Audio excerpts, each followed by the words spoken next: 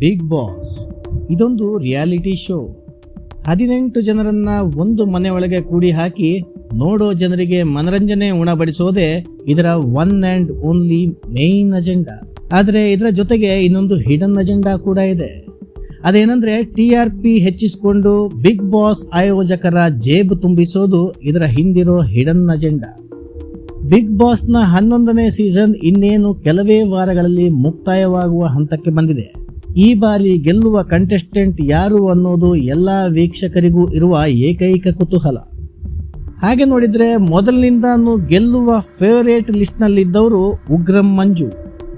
ಆದರೆ ಬರಬರ್ತಾ ರಾಯರ ಕುದುರೆ ಕತ್ತೆ ಆಯಿತು ಅನ್ನೋ ಹಾಗೆ ಉಗ್ರಂ ಮಂಜು ಸೈಲೆಂಟ್ ಆಗ್ತಾ ಬಂದಿದ್ದಾರೆ. ಗೆಳತಿಯನ್ನ ಬಿಟ್ಟು ಮಂಜು ಹೊರಕ್ಕೆ ಬರ್ತಾನೇ ಇಲ್ಲ. ಈ ಬಗ್ಗೆ ಮ್ಯಾಕ್ಸ್ ಸಿನಿಮಾದ ಪ್ರೆಸ್ ಮೀಟ್ ನಲ್ಲಿ ಸುದೀಪ್ ಅವರು ಡೈರೆಕ್ಟ್ ಆಗಿನೇ ಉಗ್ರಂ ಮಂಜುಗೆ ಕ್ಯಾಕರಿಸಿ ಉಗ್ದಿದ್ದಾರೆ.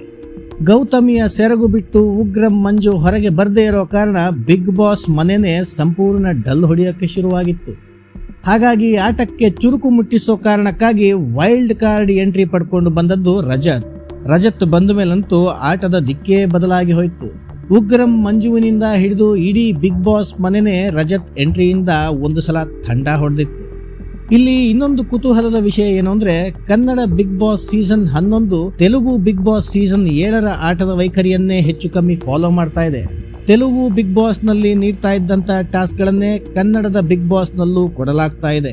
ಇದೇ ರೀತಿ ಕನ್ನಡದ ಬಿಗ್ ಬಾಸ್ ಆಟ ಹೋದ್ರೆ ತೆಲುಗಿನ ಬಿಗ್ ಬಾಸ್ ಸೀಸನ್ 7ರ ವಿನ್ನರ್ ಆಗಿರುವ ಪಲ್ಲವಿ ಪ್ರಶಾಂತ್ ಅವ್ರ ತರ ಕನ್ನಡದ ಬಿಗ್ ಬಾಸ್ ಸೀಸನ್ 11ರ ವಿನ್ನರ್ ಆಗಿ ಹನುಮಂತು ಗೆಲ್ಲುವ ಸಾಧ್ಯತೆಗಳು 99% ಇದೆ.